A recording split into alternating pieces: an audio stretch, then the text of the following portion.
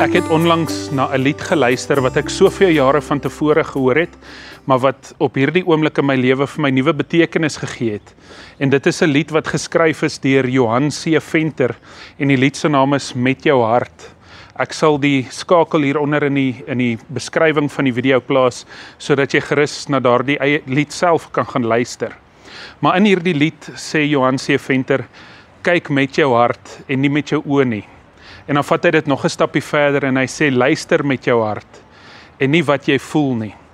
En uiteindelik dink ek wat Johan in hierdie liedjie probeer sê is dat ons harte op 'n ander manier kan kyk as wat ons oë kan kyk. Om dit in 'n ander taal te sit, een van my dosente op universiteit het gesê, die hart het redes wat die rede nie altyd kan verstaan nie. En ons sien dit ook in Jesus se lewe raak.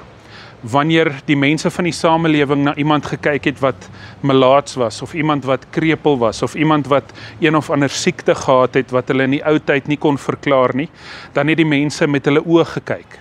En wat hulle met hulle oë gesien het, was iets wat vir hulle vrees veroorsaak het.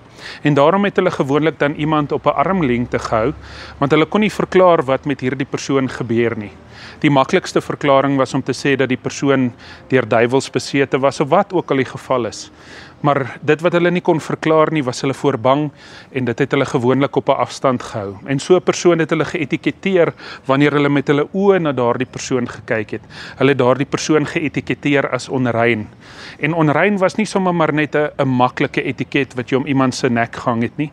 Daar het allerlei reëls en regulasies gepaard gegaan met daardie etiket. So 'n persoon moes op 'n sekere manier optree, so 'n persoon mag nie binne 'n sekere radius van iemand anders gekom het nie, so 'n persoon moes byvoorbeeld hulle monde toegehou het as hulle naby iemand gekom het. En dit was die gevolg gewees van mense wat met hulle oë gekyk het. Hulle het iets gesien waarvan hulle nie hou nie, wat hulle nie kan verklaar nie, dit het vrees veroorsaak en hulle het so 'n persoon op 'n afstand gehou. Maar Jesus het op 'n ander manier gekyk. Ja, hy het met sy oë gekyk, hy het hierdie mense raak gesien met sy oë. Maar hy het ook dieper gekyk, hy het gedoen wat Johan C. Venter sê, hy het met sy hart gekyk.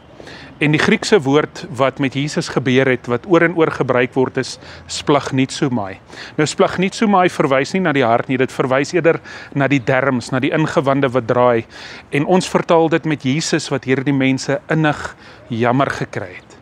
En Jesus kon net innig jammer kry, hy kon net splagnitzomai, sy derms kon net draai, omdat hy nie net met sy oë gekyk het nie, maar met sy hart gekyk het. Hy het nie net geluister met sy ore nie, hy het geluister met sy hart. Hy het gevoel met sy hart. En uiteindelik dink ek, dit is wat Johan C. Venter vir ons probeer herinner. Ons oë wys vir ons 'n sekere prentjie, maar wanneer ons met die hart kyk, dan sien ons 'n totale ander prentjie. Ons hart het redes, wat die rede nie altyd kan verstaan nie. En uiteindelik dink ek, dit is waartoe ek en jy as gelowiges geroep word. Ons kan sien met ons oë en dis nodig en dis belangrik.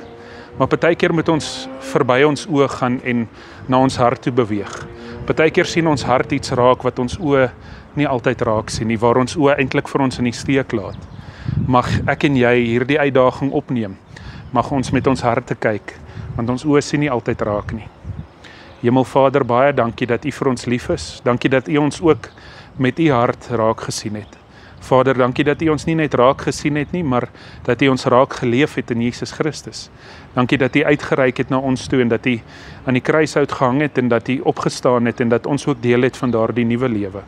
Vader, help ons om ook na ander te kyk, nie net met ons oë nie, maar met ons hart. Help ons om met die hart te kyk, met die hart te luister en met die hart te voel, want dikwels sien ons dan raak wat ons nie met die oë raak sien nie. Ons vra dit alles in U naam. Amen. Baie dankie dat jy vandag saam met my gekuier het. Hopelik kuier ek en jy gou weer.